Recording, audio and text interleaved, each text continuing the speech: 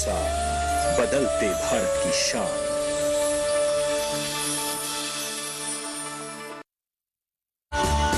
डर अब है किस बात का जब है साथ में नंबर 1 आयशर 551। एक जानदार शानदार 5 स्टार सीरीज ट्रैक्टर जो आपको हमेशा दे शुभ लाभ।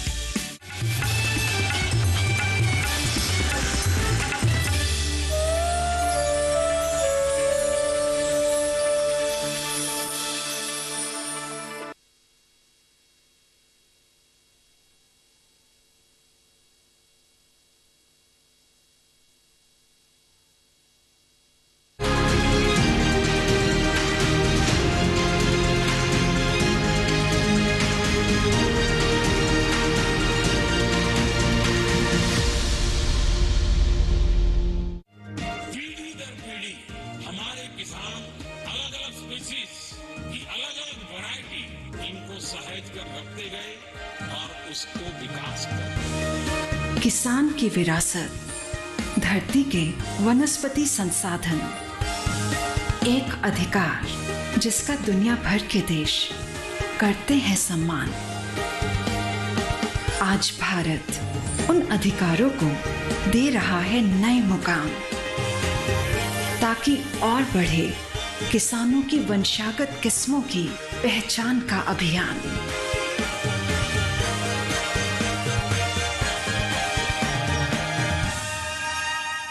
नमस्कार किसान भाइयों बहनों, दूरदर्शन किसान के कार्यक्रम कृषि दर्शन में आप सभी का स्वागत है। मैं हूं आपके साथ आदित्य शर्मा। हमारे आज के कार्यक्रम में हमारे तीनों सेगमेंट्स विज्ञान और किसान, कृषि स्टार्टअप और फार्मिंग इंडिया के जरिए बताएंगे हम आपको सूक्ष्म पद्धति के बारे में। जी हाँ, सूक्ष्म सिंचाई पद्धति क्या है, किस तरह से बचत और उपज आपकी हो सकती है, बताएंगे आपको। साथ ही आपकी मुलाकात करवाएंगे हमारे सफल उद्यमी से और फिर आपको बताएंगे सरकारी योजनाओं के बारे में। तो फिर आइए बिना समय को गवाते हुए आज के अंक की शुरुआत करते हैं।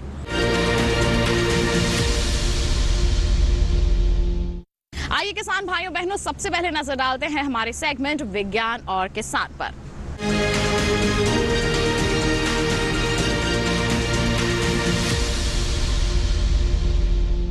आज के सेगमेंट में बताएंगे आपको सूक्ष्म सिंचाई के बारे में। जी हाँ, जैसे कि नाम से ही यहाँ पर जाहिर हो जाता है कि इसमें सूक्ष्म पद्धतियों का इस्तेमाल होता है, जिससे क्या होता है, हमारे जल की बचत होती है, साथ ही साथ हमें अच्छी उपज भी मिलती है। तो किस तरह से सूक्ष्म सिंचाई से बचत भी और अच्छी उपज भी संभव है, आइए जानते हैं हमारे सेगमेंट में।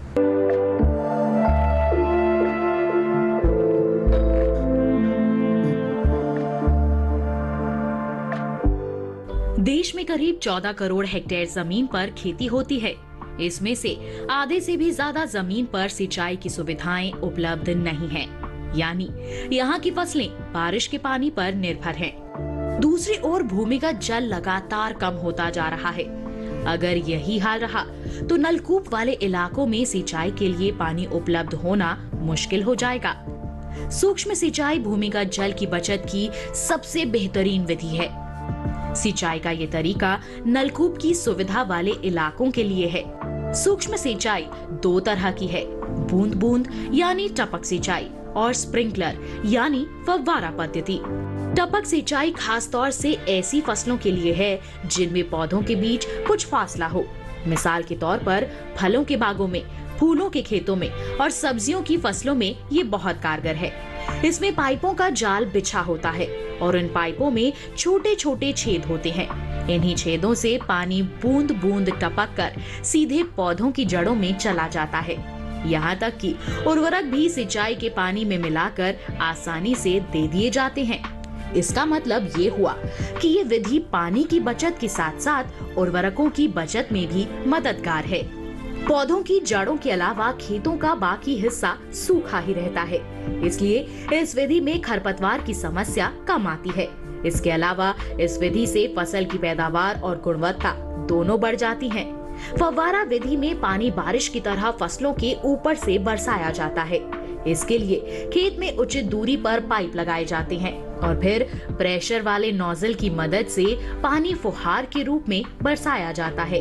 पानी की कमी वाले इलाकों में ये विधि बहुत कारगर साबित हुई है, विशेष रूप से सूखाग्रस्त, बलुई मिट्टी या फिर ऊंची नीची जमीन के लिए इस विधि से बेहतर कोई और तरीका नहीं है। स्प्रिंकलर को खेत में एक जगह से दूसरी जगह भी ले जाया जा सकता है। स्प्रिंकलर से कीटनाशकों का भी छिड़काव आसानी से हो जाता है और घुलनशील उर्वरक भी दे दिए जाते हैं। इस विधि में पानी का 80 से 90% हिस्सा पौधे ग्रहण कर लेते हैं, जबकि पारंपरिक विधि में ज्यादा पानी भाप के रूप में उड़ जाता है और पौधे बहुत कम हिस्सा ग्रहण कर पाते हैं। पर ड्रॉप मोर क्रॉप मिशन के तहत सरकार सूक्ष्म सिंचाई को प्रोत्साहित कर रही है। 2015 से लेकर अब तक करीब 53 लाख हेक्टेयर जमीन को सूक्ष्म सिंचाई के दायरे में लाया जा चुका है। पर ड्रॉप मोर क्रॉप योजना को अटल भूजल योजना, नमामि गंगे जिले, पीएम कुसुम और वाटरशेड डेवलपमेंट के माध्यम से जल संवर्धन संरचनाओं के साथ मिलाने की कोशिश की जा रही है। इसके अलावा 4,84,000 सूक्ष्म स्तरीय जल संवर्धन संरचनाओं का निर्माण हुआ है। भारत सरकार ने नाबार्ड के तहत 2019-20 में 5,000 करोड़ रुपए का सूक्ष्म सिंचाई कोष बनाया था। कोष की संचालन समिति इसमें से करीब 4,000 करोड़ रुपए के ऋण की परियोजनाओं को मंजूरी दे चुकी है।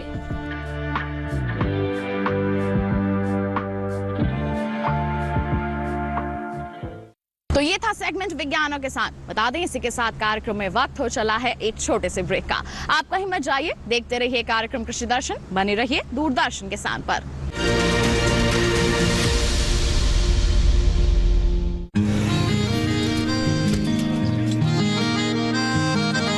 क्या बात है भाई, आजकल तो काफी खुश नजर आ रहे हो। क्यों ना हो, अब मैं ऑर्गेनिक खेती जो कर रहा हूँ ये पूरा प्राकृतिक है, ऑर्गेनिक है। इसमें हमारे खेत, हमारी फसल और हमारी जेब सब फायदे में होते हैं और इसमें लागत भी कम है। जी हाँ, आप भी ऑर्गेनिक खाद का प्रयोग करें, अपनी फसल और मिट्टी को तंदुरुस्त बनाएं और आपकी आमदनी में इजाफा करें। अधिक जानकारी के लिए किसान call centre toll free number 1800-180-1551 पर कॉल करें और लॉग ऑन करें kisan.gov.in और farmer.gov.in। कृषि और किसान कल्याण मंत्रालय द्वारा किसान हित में जारी।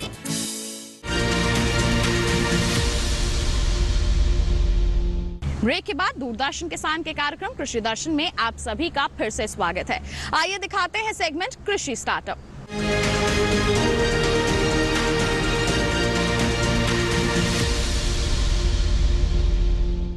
किसान भाइयों बहनों, आज के हमारे सेगमेंट में हम आपकी मुलाकात किसी सफल किसान से नहीं करवाएंगे, बल्कि एक सफल उद्यमी से करवाएंगे जो कृषि पर्यटक से जुड़े हुए हैं। जी हां, एग्रो टूरिज्म को बढ़ावा दे रहे हैं। नाम है इनका विनोद कुमार जानी। किस तरह से उन्होंने शुरुआत की, कैसे सफलता हासिल की, आइए जानते हैं उन्हीं की जुबानी।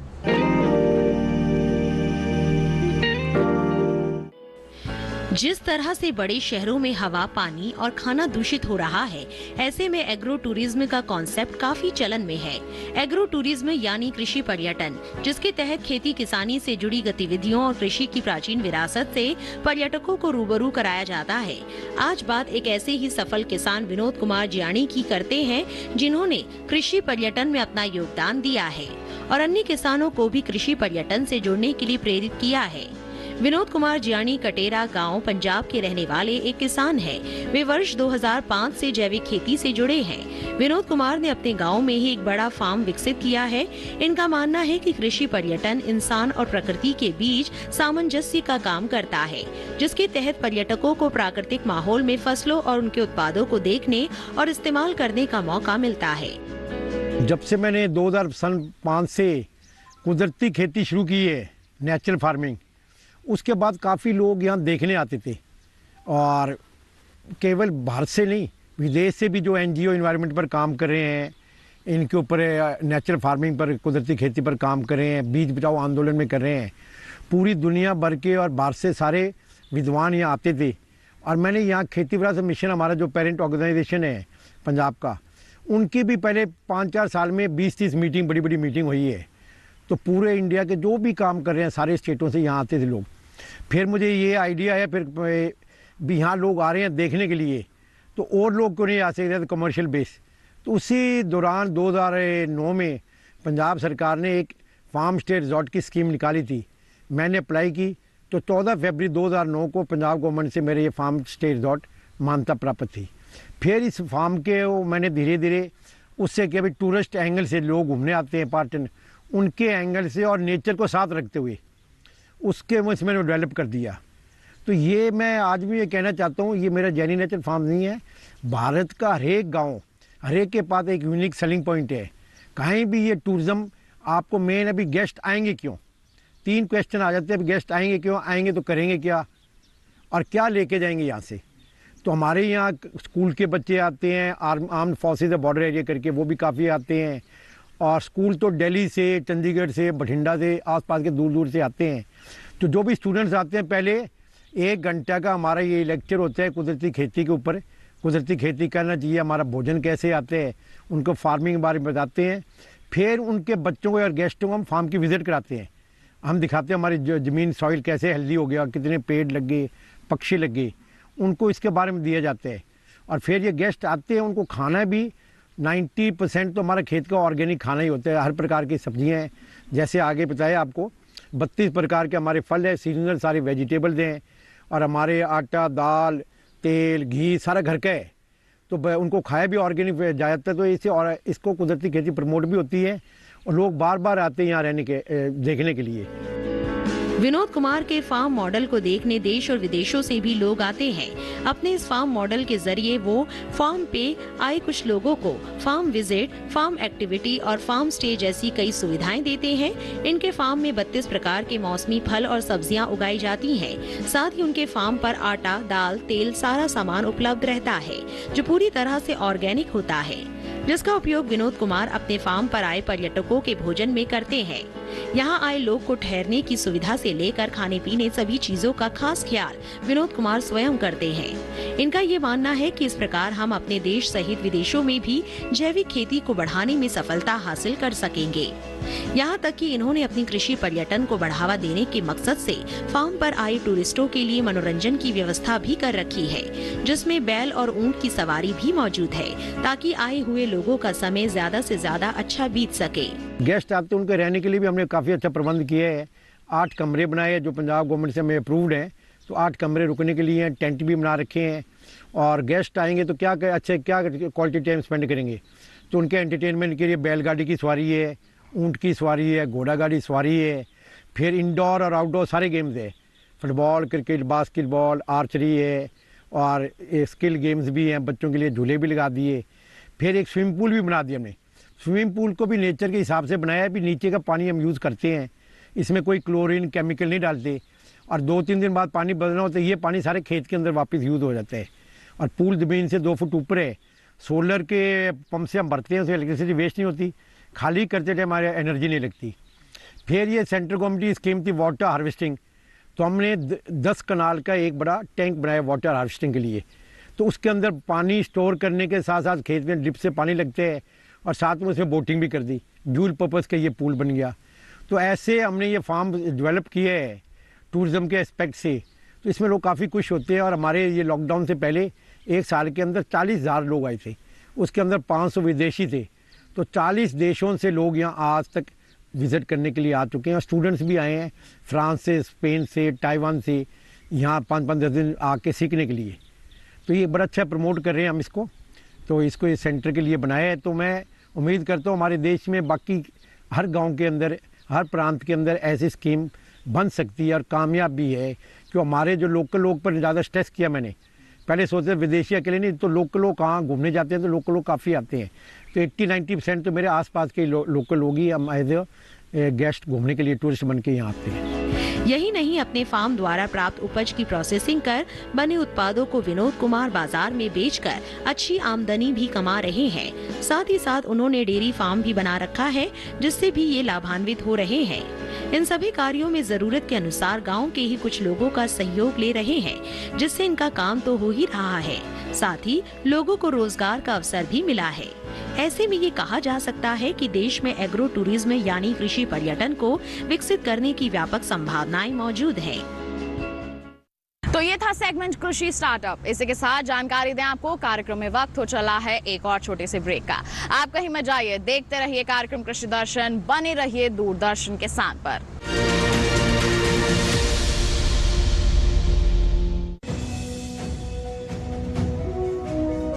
भारत सरकार का हर प्रयास किसानों को दे रहा है एक नई आस। देश के किसानों की खुशहाली और उन्हें आत्मनिर्भर बनाने के लिए भारत सरकार समर्पित है। प्रधानमंत्री श्री नरेंद्र मोदी जी के नेतृत्व में कृषि क्षेत्र में किए गए निरंतर प्रयासों के फलस्वरूप देश खाद्यान्न व बागवानी के क्षेत्र में आत्मनिर्भर हो चुका है और देश में दलहन का उत्पादन भी बढ़ा है। इसी तरह भारत सरकार ने खाद्य तेलों के उत्पादन को बढ़ाने के भी अनेक प्रयास किए हैं। इसी क्रम को आगे बढ़ाते हुए माननीय प्रधानमंत्री श्री नरेंद्र मोदी जी के नेतृत्व में भारत सरकार ने दूरदर्शी निर्णय लेते हुए राष्ट्रीय खाद्य तेल मिशन ऑयल पाम की शुरुआत की है। इस मिशन से देश भर के किसानों को बहुत लाभ मिलेगा। कृषि के पूंजी निवेश में वृद्धि होगी, खाद्य तेल आयात पर देश की निर्भरता कम होगी और रोजगार के नए अवसर पैदा होंगे। खाने के तेल में आत्मनिर्भरता के लिए अब राष्ट्रीय खाद्य तेल मिशन ऑयल पाम का संकल्प लिया गया है। इससे किसानों को तो सीधा लाभ होगा ही, गरीब और मध्यम वर्ग के परिवारों को सस्ता और अच्छी क्वालिटी का तेल भी मिलेगा। यही नहीं, ये मिशन बड़े स्तर पर रोजगार का निर्माण करेगा। इस मिशन के अंतर्गत ऑयल पाम का रकबा और पैदावार बढ़ाने पर जोर देने के लिए सरकार ने 11,000 करोड़ रुपए से अधिक की सहायता राशि निर्धारित की है। मिशन के तहत सरकार ने ऑयल पाम की खेती के लिए रोपण आदि की सहायता में बढ़ोतरी करते हुए पहले मिलने वाले 12,000 रुपए प्रति हेक्टेयर को बढ़ाकर 29,000 रुपए प्रति हेक्टेयर तक कर दिया है। ऑयल पाम के पुराने बागों के पुनरुद्धार के लिए 250 रुपए प्रति पौधा के हिसाब से विशेष सहायता दी जा रही है। पौधारोपण सामग्री की कमी दूर करने और बीजों की पैदावार करने वाले बागों को भी सहायता दी जाएगी। इसके तहत 15 हेक्टेयर ऑयल पाम उद्यान के लिए 80 लाख रुपए तक की सहायता राशि दी जाएगी। इसके अलावा नर्सरी विकास के लिए 40 लाख रुपए तक तय किए गए हैं। पूर्वोत्तर और अंडमान राज्यों के लिए विशेष सहायता का भी प्रावधान है। ऑयल पाम के किसान ताजे फलों के गुच्छे यानी FFB का उत्पादन करते हैं, जिनकी वर्तमान में कीमतें अंतर्राष्ट्रीय मूल्यों में उतार चढ़ाव के आधार पर तय होती हैं। पहली बार केंद्र सरकार ताजे फलों के गुच्छे की कीमत के लिए किसानों को आश्वासन दे रही है। ये व्यवहार्यता मूल्य यानी VP कहलाएगा, यानी किसानों को कोई घाटा नहीं होने दिया जाएगा। व्यवहार्यता मूल्य VP तय करने की शुरुआत 1 नवंबर से होगी और अगले वर्ष 31 अक्टूबर तक जारी रहेगी। इसे ऑयल पाम वर्ष कहा जाएगा। इस योजना के तहत वर्ष 2025-26 तक ऑयल पाम का रकबा 6.5 लाख हेक्टेयर सृजित करने और कच्चे ऑयल पाम की पैदावार वर्ष 2025-26 तक 11.20 लाख टन पहुंचाने का लक्ष्य निर्धारित किया गया है। सरकार के इस महत्वपूर्ण निर्णय से देश में ऑयल पाम की खेती करने वाले किसानों में विश्वास पैदा होगा और वे खेती का रकबा बढ़ाएंगे। इस तरह पाम ऑयल का उत्पादन भी बढ़ेगा, जिससे किसानों की आय बढ़ेगी और ग्रामीण अर्थव्यवस्था भी सुदृढ़ होगी।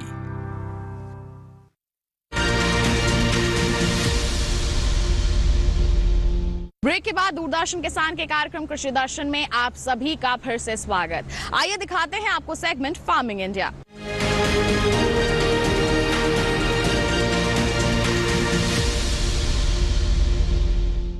हमारे सेगमेंट में आज हम आपको बताएंगे मृदा स्वास्थ्य कार्ड योजना के बारे में। ये एक ऐसा कार्ड है जो आपकी मिट्टी की सेहत को बयां करता है, वो अच्छी है या फिर बुरी, इसको आपको स्पष्ट रूप से बताता है। तो किस तरह से आपको ये कार्ड बनवाना है, मिट्टी की जांच किस तरह से करवानी है और जो परिणाम है किस तरह से उसके पश्चात आपको प्रबंधन करना है, आइए जानते हैं हमारे सेगमेंट के जरिए।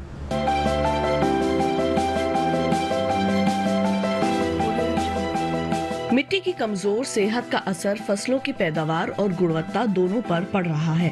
साथ ही फसल लागत भी बढ़ती जा रही है। इसी समस्या के समाधान के लिए केंद्र सरकार ने 2015 में सॉइल हेल्थ कार्ड यानी मृदा स्वास्थ्य कार्ड योजना शुरू की थी।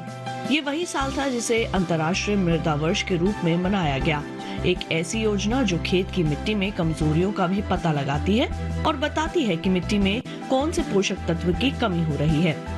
ज्यादा फसलें, उर्वरकों और कीटनाशकों का अंधाधुंध और असंतुलित इस्तेमाल मिट्टी की उपजाऊ शक्ति को लगातार कमजोर कर रहा है। जानकारी की कमी से किसान खेतों में रासायनिक उर्वरकों का इस्तेमाल कर रहे हैं, भले ही उस उर्वरक की जरूरत हो या ना हो।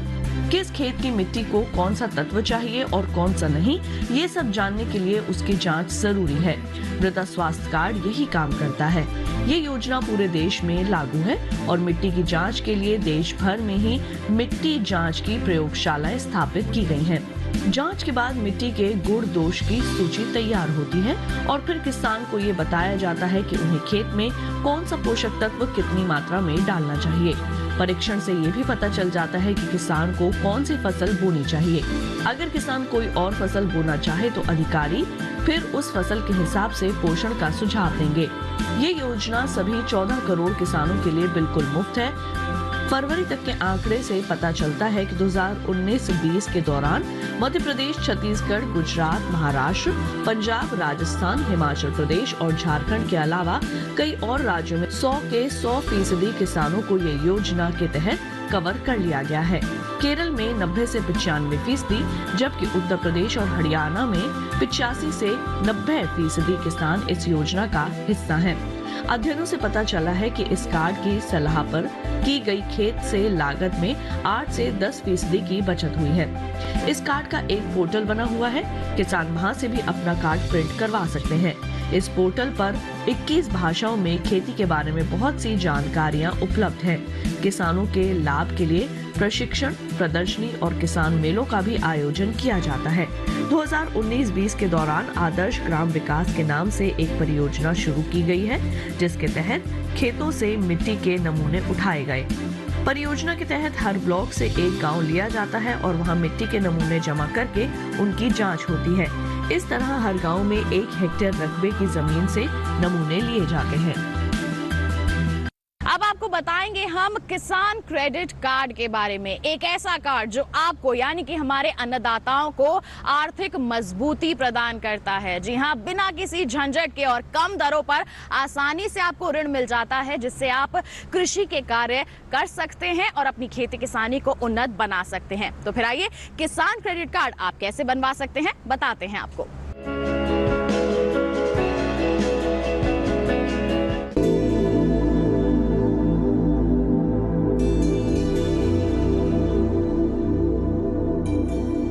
किसान क्रेडिट कार्ड योजना 1998 में शुरू की गई थी। इसका उद्देश्य किसानों को कृषि गतिविधियों के लिए बिना किसी बाधा के समय पर ऋण उपलब्ध कराना था।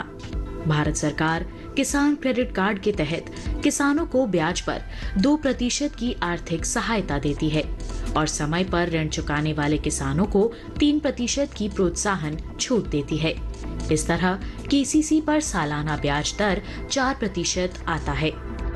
सभी योग्य किसानों को उनके कृषि कार्यों के लिए आसानी से और समय पर कृषि ऋण प्रदान किए जाएं, ये सुनिश्चित करने के लिए सरकार ने किसान क्रेडिट कार्ड योजना शुरू की।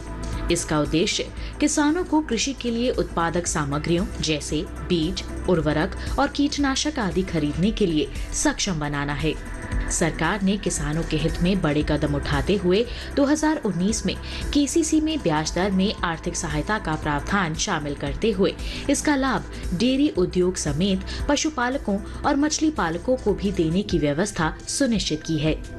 किसान क्रेडिट कार्ड के दायरे में किसानों को लाने के लिए फरवरी 2020 से एक विशेष अभियान चलाया जा रहा है। वर्ष 2012 से केसीसी योजना को और सरल बनाया गया है।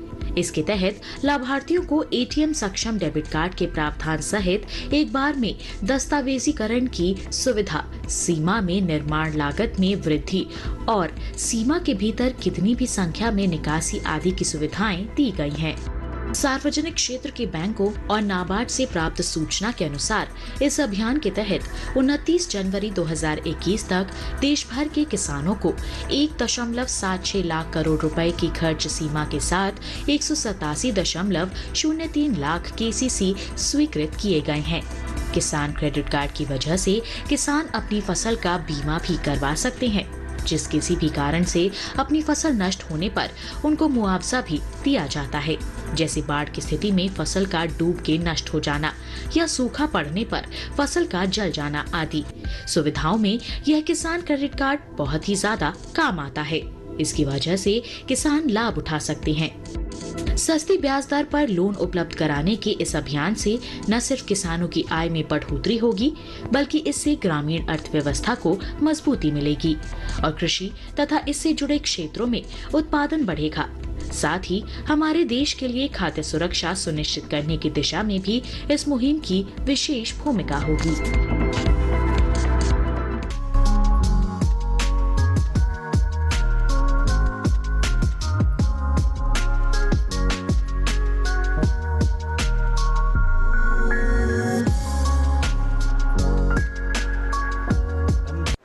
अनंत असीम प्रकृति और उसमें निहित जीवन के रहस्यों के गूढ़ स्रोत, प्लांट जेनेटिक रिसोर्स। अपनी बायोडायवर्सिटी के संरक्षण और संवर्धन के लिए भारत पूरी तरह संवेदनशील है। वैज्ञानिक दृष्टि और समृद्ध कृषि परंपरा के साथ भारत जैविक विविधता के संरक्षण के लिए प्रतिबद्ध है।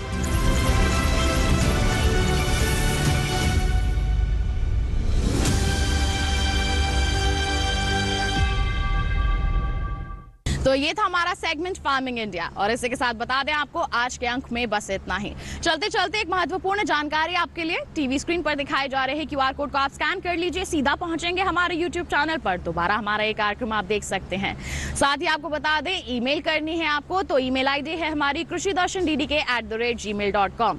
आप हमें पत्र भी लिख सकते हैं। पता है हमारा कृषि दर्शन, कमरा नंबर 58, CPC दूरदर्शन, खेलगांव, नई दिल्ली 110009। तो इसी के साथ आज के लिए इतना ही। अगले अंक में हम फिर होंगे हाजिर, तब तक के लिए हमें दीजिए इजाजत, लेकिन आप बने रहिए दूरदर्शन किसान पर। नमस्कार।